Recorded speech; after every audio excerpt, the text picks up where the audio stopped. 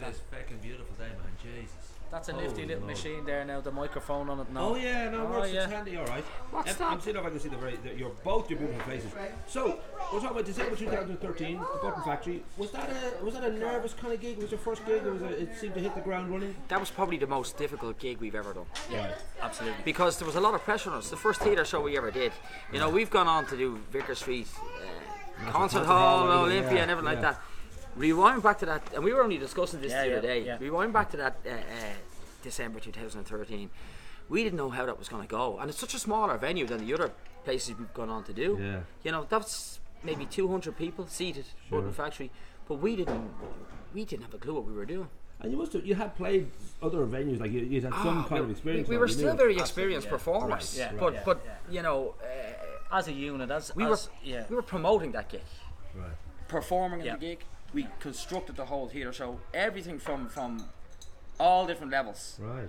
We did. Nobody was doing anything for us. We did everything ourselves, and that's what was so nerve-wracking about it. And that decision then to go for it in that big a scale and say, okay, we're going to make this, you know, a big event. We're not just going to play a pub or play just like a covers thing, a wedding thing, whatever. I mean, was that a long kind of process of figuring that out? That let's actually take it up to another level because it was a case of like the band itself were kind of as a unit. The first gig I did with the band was 2010, December 2010. So we had kind of 2011, 2012, and 2013. So 3 full years at it, as a unit, performing at weddings and corporates. And I personally had dabbled with original stuff previously from being a teenager and releasing songs and stuff like that. And it was always on the cards when we gelled as a unit to kind of move it to another level. You know, we were all quite ambitious, and you know, to stay at the wedding and corporate level, it's very comfortable. But to push it while we had the opportunity, we said let's do it, you know. And even then, when you're thinking we'll record as well, like you have 3 albums, you did very well. Last October you had, you know, your Dance With Me, that was a huge hit, but that's a big decision because most bands today, it's just a struggle to release stuff and expect it to do well because it's the live gig that really sort of pays the rent. And was that part of even the original plan when you in December 2013 said, okay, not only are we going to play bigger venues and do it properly, but we're going to make our own stuff? Absolutely. We were both doing different things at the time when we actually got together under the umbrella of the Swing Cats. Right. We were actually like, Luke was in an indie band, okay, and I was doing a lot of piano bar work, and both of us were writing songs in completely different genres. Right. So then when we actually, we're probably 3 years together as the Swing Cats before we actually started writing. I presume that coming together at 4 o'clock in the morning, kind of just deciding, hey, do you know what? Let's do this. That's the way we're both creative anyway. We're both creative and ambitious. Yeah. With it was a natural kind of progression for us. To try and evolve ourselves. You know, there was a big market there, and we were always asked, have you got CDs, have you got an album out there? Because of the audience we play to is a slightly more mature audience than say an average audience. Absolutely. And you know, like people generally at the age group, you know, although all ages do love the music, it's generally that come to the shows will be 35 plus. So you're and then you're getting the 65 plus that really like the old Sinatra stuff as well. So you're getting a mix of that, and they buy CDs, they buy albums, they listen to them in cars. The thing about swing is it does keep coming around. Like, you know, there would have been, you know, every generation it seems like a Harry Connick or you know, Robbie Williams or someone will embrace it, and suddenly a whole generation wake up to. Not only is like, you know, like Joe Jackson, whoever is doing a great swing album, they go and actually go explore the roots and suddenly. So it seems to always be there. It is. Swing is it's never gone away. Everybody knows the songs of all ages. There's a lot of swingers in this town too, so you'll be God help us. Yeah. Mechanics Marital Arts. There's a lot of marital arts. It's the sea air. So if you could have like some sort of major fish bowl just at the door, that's that'd be it. great, That's the way we do it. Just never pick up a microkey. That's the main thing.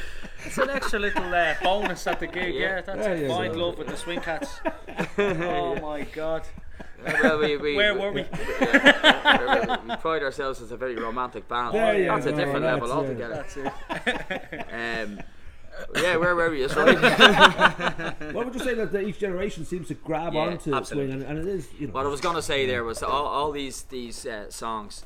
They're all used, like most of the songs that we do, the swing songs, are used in TV ads and they're in movies and everything like that. Present in people's lives all the time. Everybody knows them from all ages, you know, from tiny kids to right up to people who are the more mature audience. Well, almost you could say some would have, you know, possibly even caught Sinatra when he was playing Croke Park or something. Absolutely. There's a generation who are maybe deep, a few, deep I remember now when I was working on this good old Sinatra and dealing at playing.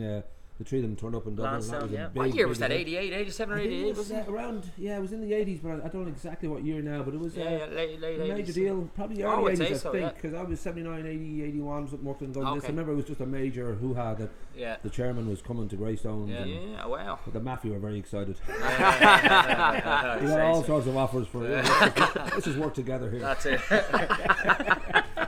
So that idea then of your own kind of love for it, was that, I don't know if there was a certain, for both of you, whether there was a certain road in, whether there was a certain artist that kind of took you here, or whether it was... For me, it was it happened nearly by accident for me that I got into this sort of music. As I said, I was, as a teenager, I was doing more pop stuff and I released songs and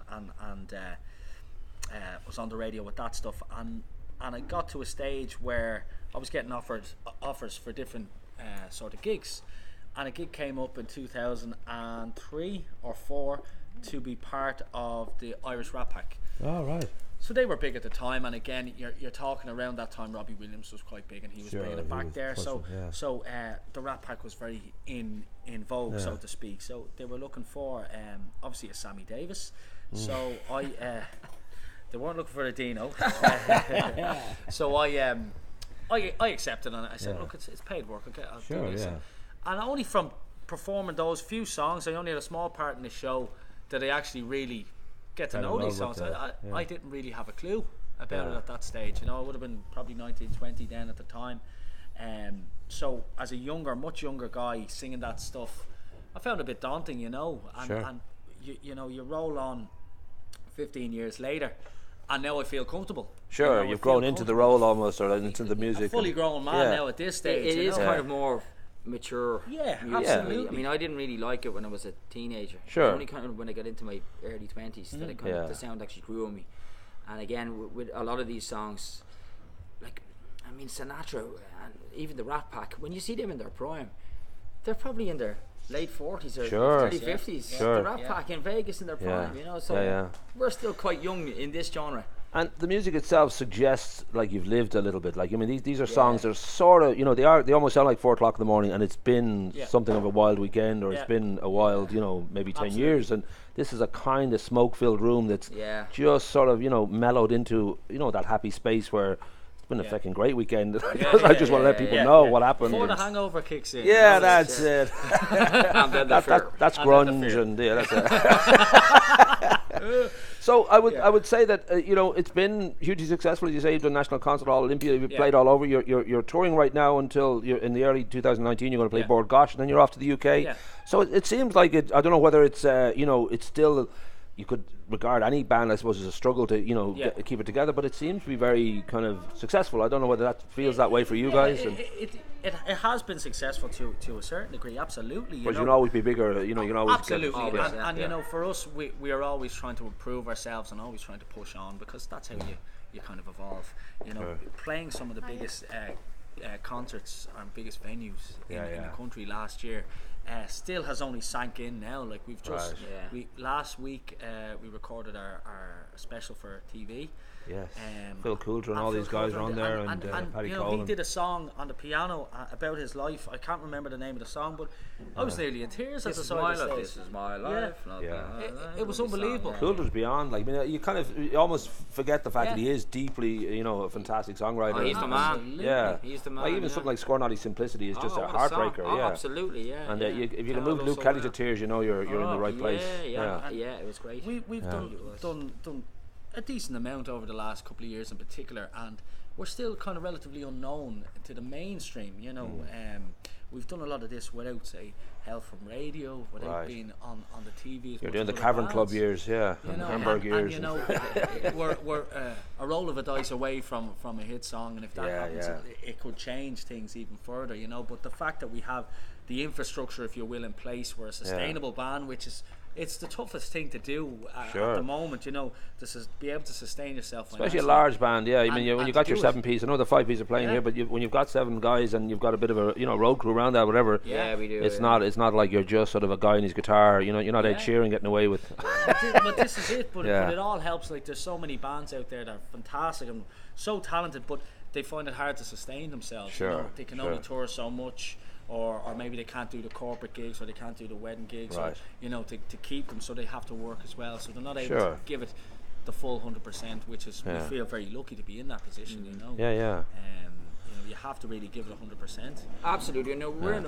a very good position. I mean, what are we like? I know the theatre show was going 4 years, but as a band we're going 7 years.